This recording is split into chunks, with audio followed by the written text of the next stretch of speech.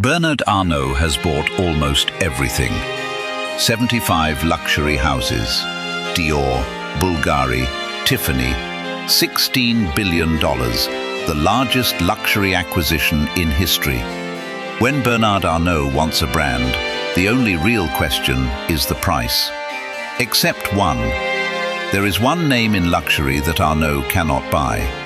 Not because the owners refuse to sell, because, and this is the strange part, there are no owners. Nobody owns Rolex. Nobody has owned Rolex for 66 years. And the reason why is a document written by a grieving man in Geneva, a document that accidentally became the most powerful competitive weapon in the history of luxury. To understand why this matters, you need to understand what usually happens to great luxury houses. They get bought. That's not cynicism, it's arithmetic. A family founds a house. 3 generations later, there are 40 heirs. Some want money, and a consolidated giant is waiting with a check. This is how LVMH assembled an empire. It's how Kering got Gucci. The independent luxury house is an endangered species, and everyone in the industry knows the list of remaining prey by heart. Rolex should be at the top of that list. It is, by most estimates, the most valuable watch business on Earth. Over 11 billion Swiss francs in annual sales. It has no conglomerate parent, no stock ticker, no private equity owner. And yet no banker has ever pitched the deal. No activist investor has ever built a position, because there is no position to build. By the end of this video, you'll understand the machine that makes Rolex unbuyable, and I'll show you the 2 completely opposite ways to read it. One of them is a love story, the other is the most elegant tax structure ever designed.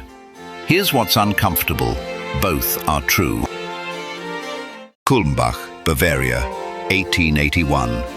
Hans Wilsdorf is born into a comfortable family. His grandfather's iron tools business, a solid house, an ordinary future.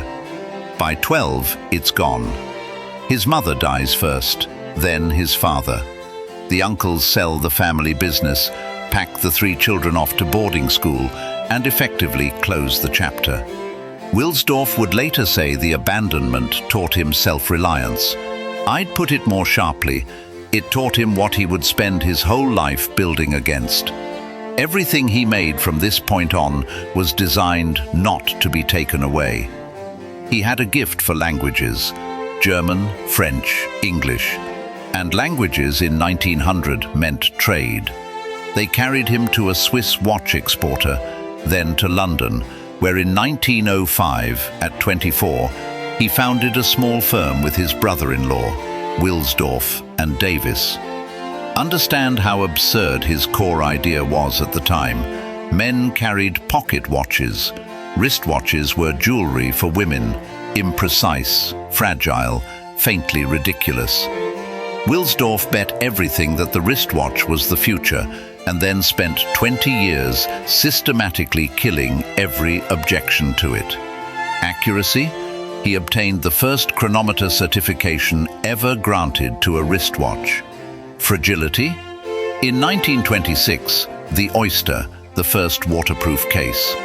And when nobody believed the advertising, he strapped an oyster to a young swimmer named Mercedes Gleitz as she crossed the English Channel, then bought the entire front page of the Daily Mail to announce that the watch had survived. Notice what he actually invented there.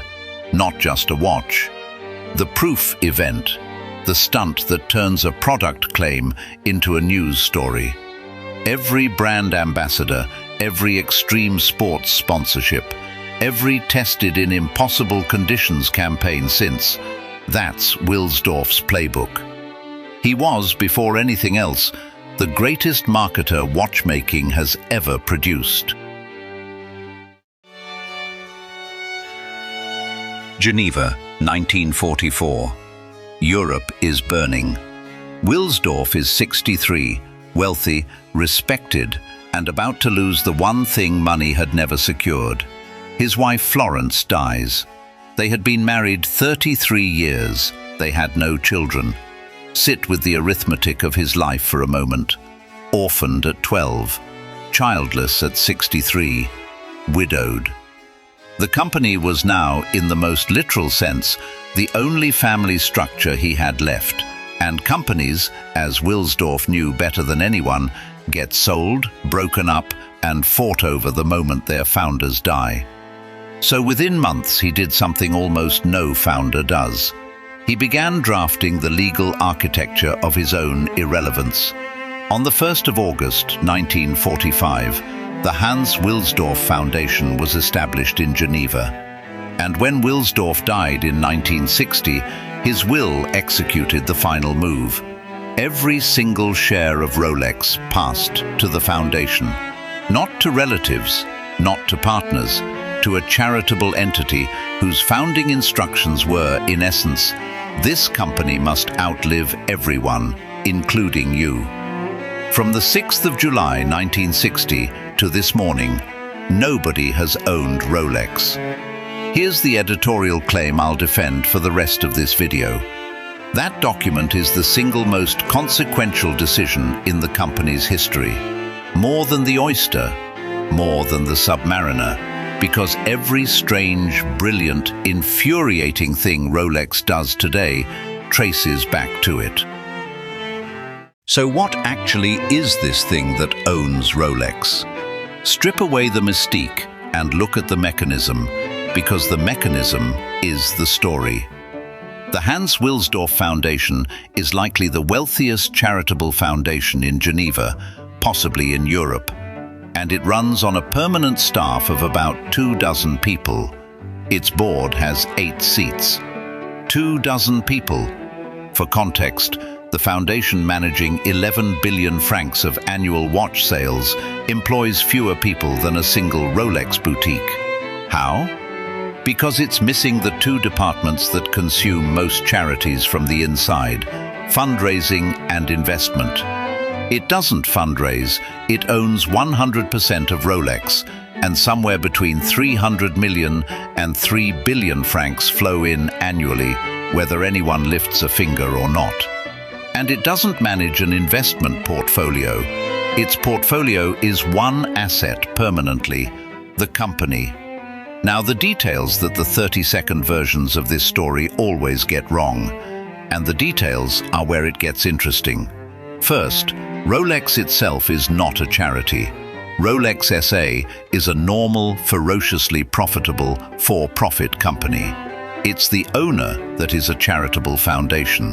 That one distinction is the difference between understanding this structure and repeating a meme. Second, the board members aren't owners. They're custodians. They can't sell their seats, can't extract the equity, can't take the company public. The shares aren't theirs to sell. They belong to a purpose. Third, and I find this the most quietly moving detail in the whole structure, there has been a member of Wilsdorf's extended family on that board continuously since 1960.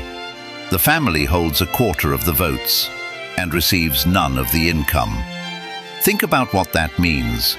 The heirs of one of the great fortunes of the 20th century inherited a voice and no money. Wilsdorf found a way to keep his family in the room and the wealth out of their reach forever. Whether that's wisdom or control from beyond the grave is a question I'll leave open until the end. Here is where this stops being a legal curiosity and becomes a business weapon. Ask yourself what a public company must do. Grow every quarter, visibly. When demand for your product exceeds supply, you are practically obligated to raise production. Leaving money on the table gets CEOs fired. Rolex leaves money on the table as a policy. Demand for its watches outruns supply by years. Any conventionally owned company would flood the market and harvest the demand. Rolex holds production discipline instead, protecting scarcity, protecting the secondary market, protecting the dream, Because there is no shareholder to demand the harvest.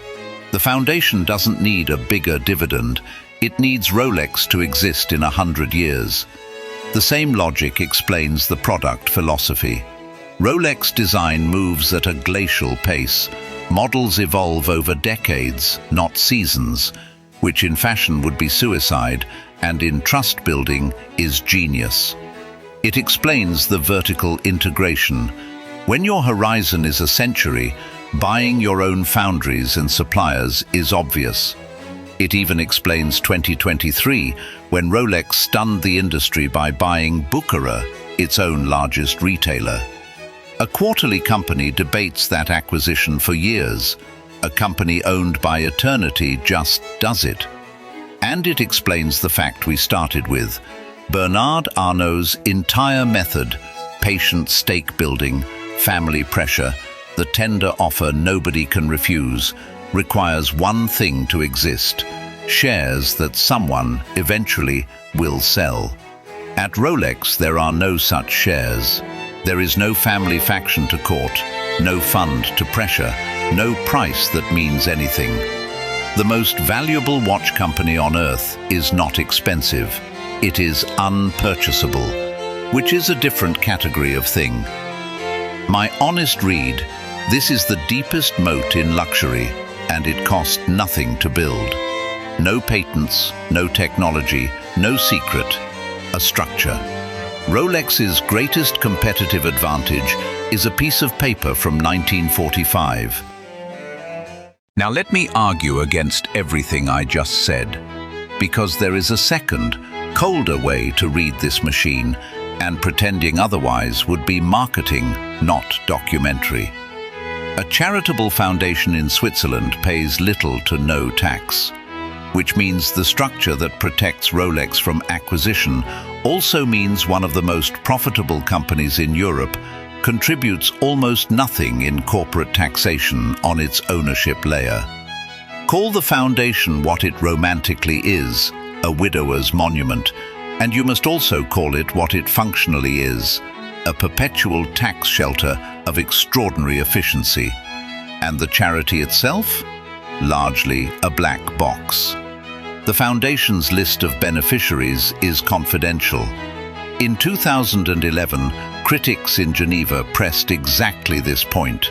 For an entity of such staggering wealth, where precisely does the giving go? The foundation pointed to donations, housing given to social institutions, support for arts and education in Geneva, real things. But the scale of the disclosed giving against the scale of the income remains, to put it gently, unaudited by the public. A machine built for permanence, it turns out, is also a machine built for opacity. The two are the same wall, seen from different sides. So which is it? The love story or the tax structure? Both. Genuinely, structurally, both. And I don't mean that as a diplomatic dodge. Wilsdorf's grief was real. The lawyers he hired to shape it were also real and excellent. The monument shelters, the shelter memorializes. The uncomfortable truth about the most admired ownership structure in luxury is that its beauty and its cynicism are load-bearing walls in the same building. Remove either, and it doesn't stand. Which brings us back to Bernard Arnault, standing outside the one door in luxury that has no lock to pick, because it has no door. Here's the insight worth taking with you. In luxury, everyone sells the same commodity: time, heritage, patience, permanence. Every brand claims them. Rolex is the only one that made permanence legally binding. Its rivals promise forever in advertising. Rolex wrote forever into its ownership, where no CEO, no heir, and no billionaire can amend it. An orphan who lost everything built the only company that cannot be taken from anyone. Whether that's the most romantic act in business history or the most controlling, you now know enough to decide for yourself. But here's what should really keep Arnault up at night. There is one other great house in luxury that learned this lesson the hard way. In 2010, Arnault came for it in secret. With financial instruments so quiet, the family never saw the stake being built. What that family did next created the second great fortress in luxury and the most dramatic corporate war the industry has ever seen. That story is next. If you want more stories like this one, leave a like and tell me in the comments which house I should open next.